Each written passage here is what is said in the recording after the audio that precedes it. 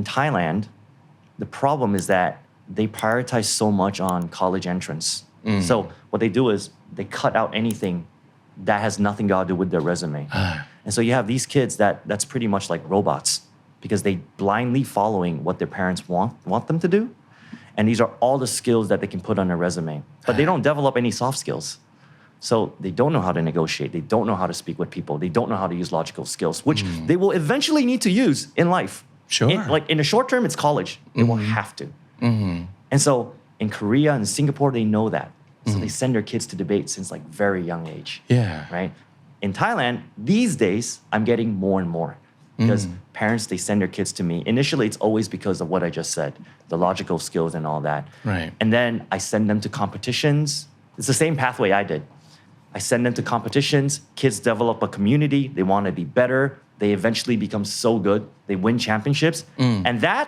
can also be used on their resume as well Yeah. so it's two birds in one stone so it's Right. a whole package so parents go yeah I can do that Yeah. so now I have more and more students that's coming to learn debate Yeah. How because of old that. are they usually when they come to you? 13 like That's grade pretty young. 7 Yeah. grade 7 What? yeah so normally grade 7 and then they will learn debate with me it's normally like a 4 or 5 year process okay. they send it to me since grade 7 and I'll train them for 2 years Yeah. grade 9 or grade 10 is when they become really good they can start Yeah. taking championships home and they'll use that on their resume Yeah. so then they get everything they get logical skills presentation skills I've had parents report that like I actually changed their kids life because they used to be a little bit introvert they didn't want to speak out much and so depression and all of these other conditions aside if a kid is naturally shy I don't think it's only because of their nature I think there is a degree of nurture in it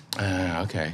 because they inherently feel like what they say doesn't matter or what other people say is more important so what I normally do with a student that just doesn't want to speak much the first thing I do is let's talk about something you feel strongly about and they'll always be like I don't feel strongly about anything I'm like that's a lie right I look at their phone seriously these days you check their phone you immediately know what they Yeah. prioritize look at their homepage oh you play this game I think this character is the best it's like no what are you talking about There you go. I'm like yeah just speak like that just speak like that and so I would go out to the parents I'll be like yeah like your child is okay like they can speak they're just not sure of what they should and should not and so confidence is key and that's why people practice even in public speaking a lot of people ask me hey Kev how do I become more I have that stage fright how do I get rid of it Yeah. practice know what you're about to say if you are so sure what you're saying is true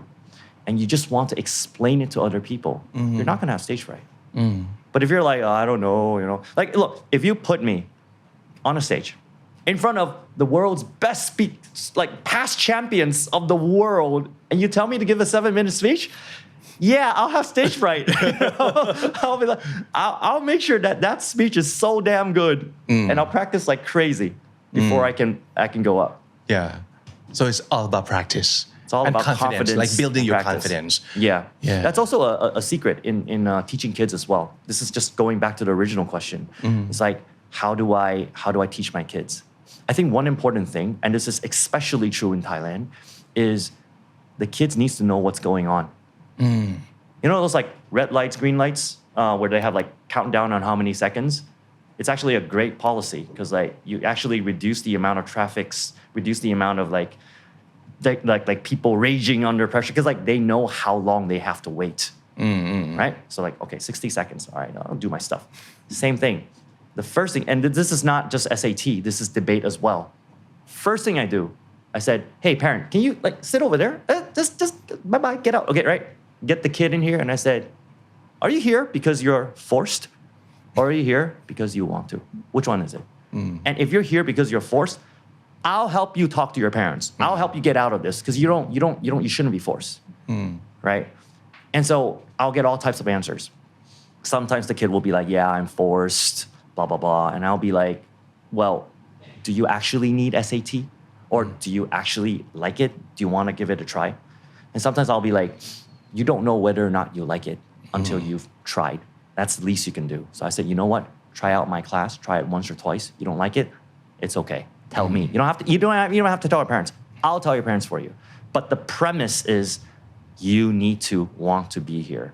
And you need to know why you're learning this. You need to know how long it's going to take, how much commitment, and whether or not you're ready to take that commitment. And if you're not, come back again next time. That's what I tell every kid. And that's how I managed to keep my class into like, it's pretty filtered. It's because like in debate, you're going to have to work in groups. So if you have one kid that's playing on the phone, it's going to affect everyone. So I need to make sure that the class is like well filtered. And I think the same is true with Thai parents, not just Thai parents, sorry, just parents in general, towards their kid as well. I got this one kid, came to me, kid doesn't speak a word, comes in for SAT, I remember. And I said, what's his score? And the kid's just like, and then the mom just like, oh yeah, his score is this. And I'm like, wasn't asking you, but okay. And I'm like, what do you want to be? Which faculty do you want to go to? He wants to go to engineering. I'm like, right. And the kid is setting up like, And then after that, the mom went to the toilet. And I was like, hey, where do you actually want to go? It's like, I want to go to communication arts. And I'm like, oh. And I think what I did was engineering needed math. What I did was his mom eventually sent him to me to learn math. I ended up teaching him math and English for free. The English part was like, I was trying to help him out. And so he eventually got his score so that when he gets his score, he has more options. He can go to his mom and be like, hey, I can also apply to this. When I see students that actually wants to go the distance, I will go the distance with them. You can quote me on that. Put me in front of millions of views. I don't care. Like, and then that's the quality of teachers that I think is super important.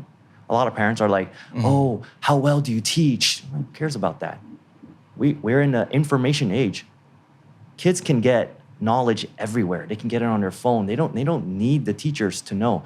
The teacher is there to serve for two purposes. Number one is to fast track what they originally can't do.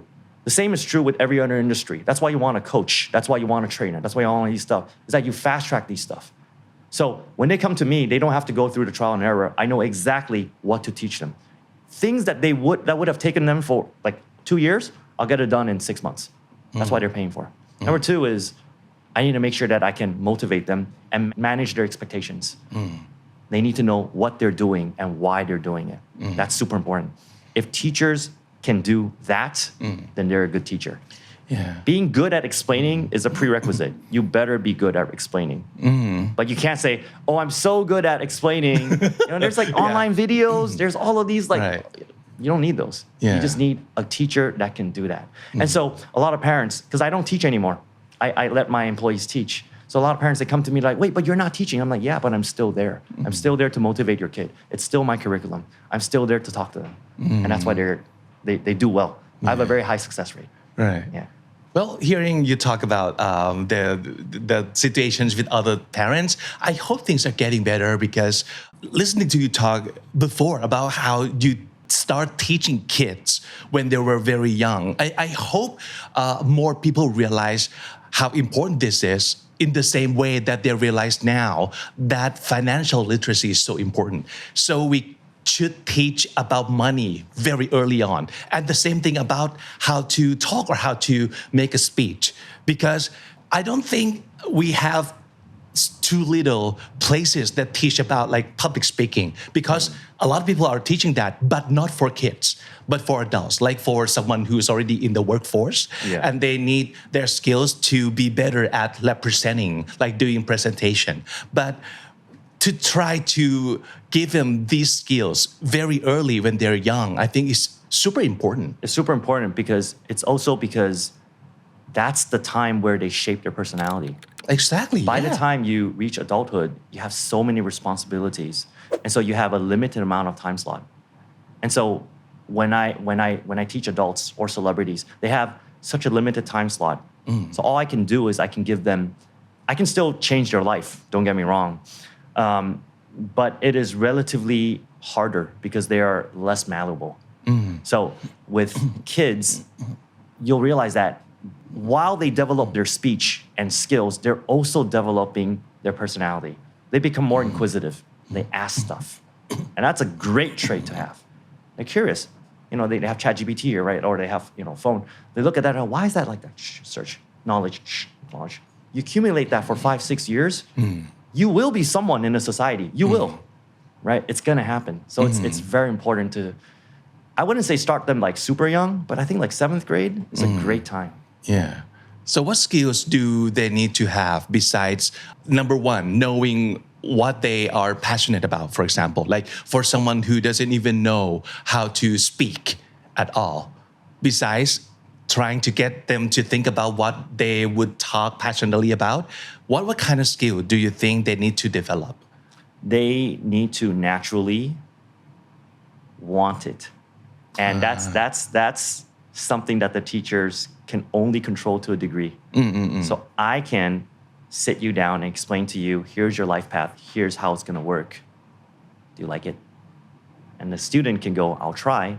After 2 lessons, maybe the student will be like, nah, I don't. And that's why all of my lessons are in trial format. I actually have trial courses. That's like 5 times. I see. I said, come, try it for 5 times and see if you like it. If you don't, sorry, this is not for you. Most of my students that stays because they have a natural tendency to, they're competitive. When they fall down, they want to stand up. But if you fall down, you're just sitting there, you want to sit there for a while, then maybe this is not for you. I'm not saying that's bad, by the way. There's a different path for that. But competitive debating is a very niche activity. Communications, on the other hand, is for everyone. There are different paths you can go. Yeah. โลกเปลี่ยนเร็วเทคโนโลยีไม่เคยหยุดรอและ Gen Alpha มากกว่า 2,000 ล้านคนทั่วโลกกำลังจะโตไปกับโลกอนาคตโลกที่เราอาจไม่เคยรู้จักมาก่อน The Standard และซุปเปอร์จิ๋วชวนมาเตรียมพร้อมสู่โลกแห่งอนาคตในงาน Alpha Skill Summit 2025 งานสำหรับพ่อแม่ผู้ปกครองและผู้ขับเคลื่อนการศึกษาที่มุ่งสร้างอนาคตที่ดีขึ้นให้กับ Gen Alpha ผ่าน 3 วันเต็มครบทุกเรื่องที่ต้องรู้ 7-9 มีนาคม 2025 ที่ไอคอนสยาม